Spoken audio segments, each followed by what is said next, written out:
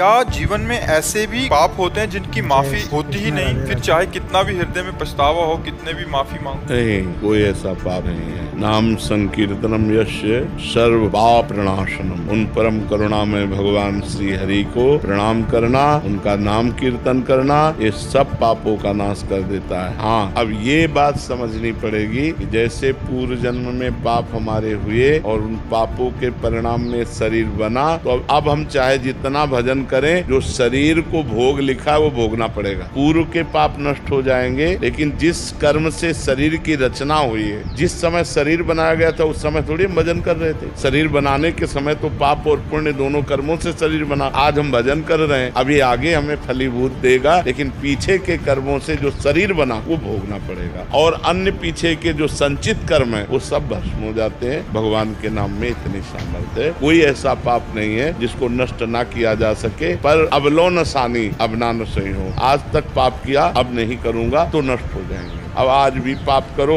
और सोचो नाम जब से नष्ट हो जाएंगे, तब तो फिर नामापराध बन गया। और इस नामापराध, नाम के बल से पाप करना, फिर तो नरक जाना पड़ेगा, फिर दुख भोगना पड़ेगा। महाराज जी, जब आप कहते हैं कि आपने कई दिन आपको भोजन नहीं मिला, बालू भी पाई, महाराज जी बड़ा हृदय व्याकुल होता है। हम तो एक टाइम का भोजन नहीं करते तो दूसरे टाइम एकदम व्याकुलता और गुस्सा आने लग जाता है महाराज। पर वो लक्ष्य था, परिस्थिति थी, नियम था आकाश वृत्ति। आकाश वृत्ति का नियम ये होता है कि जो परमात्मा तुम्हारे सामने भेज दे बस वही पाना, न मांगना है न इशारा करना है किसी से। ऐसी वृत्ति क्या होता है, कष्ट सहना होता है। अभी ये सोच के आए थे कि वृंदावन में एक दिन व्रत रखेंगे, सुबह तक दोपहर तक कुछ नहीं खाया, फिर शाम को गोलगप्पे खा लिए।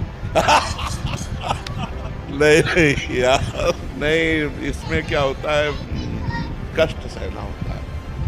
कि अब हम गैस की गोली तो खा सकते, लेकिन गोलगप्पा नहीं खा सकते। पर हम लोग ऐसे कट्टर नियम के थे, मृत्यु चाहे हो जाए अपने नियम को नहीं तोड़ना, मृत्यु हो जाए। नहीं तो ऐसी भूख लगती थी ना, तुम्हें कैसे बताएं, मतलब एकदम भूख ही भूख, लेकिन मांगना नहीं। हमारे सामने आके रख दिया तो हम पा लिए, मांगना नहीं किसी से कभी। पूरा जीवन व्यतीत हो गया। जैसे लोग कहते हैं ना जवानी में उद्दंडता सुहाती है, हमने जवानी में कभी किसी माता बहन को ऐसे नहीं देखा, कभी नहीं देखा, क्योंकि इसी की व्यवस्था ली थी। तो और कहाँ से सुहाई दे।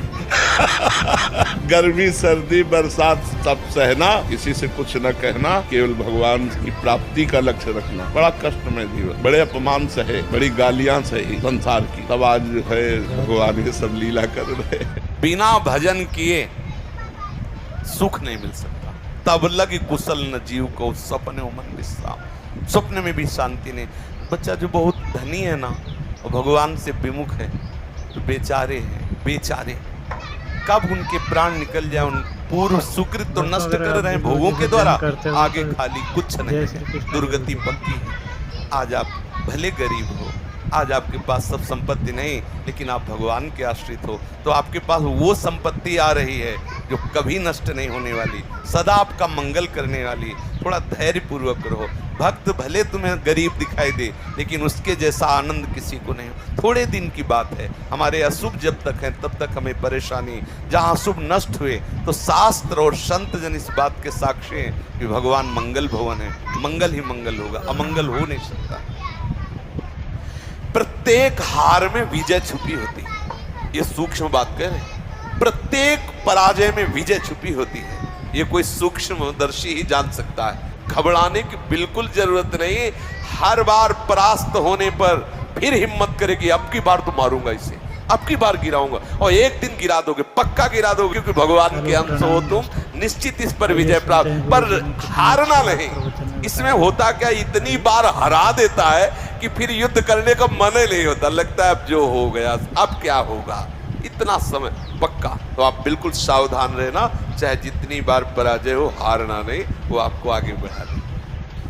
जो पादुका हम शौचालय में प्रयोग करते हैं, उस पादुका में हम गुरु मंत्र ना जपें।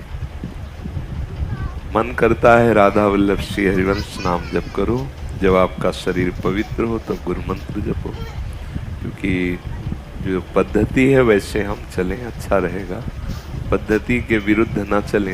मंत्र जो होता है वो बड़ा पवित्र और आकर्षणकारी शक्ति है, जो प्रभु को भी अधीन कर लेती है। तो जैसी पद्धति से कहा जाता है वैसी पद्धति से चलना चाहिए और हर समय नाम जप का अभ्यास कर ले।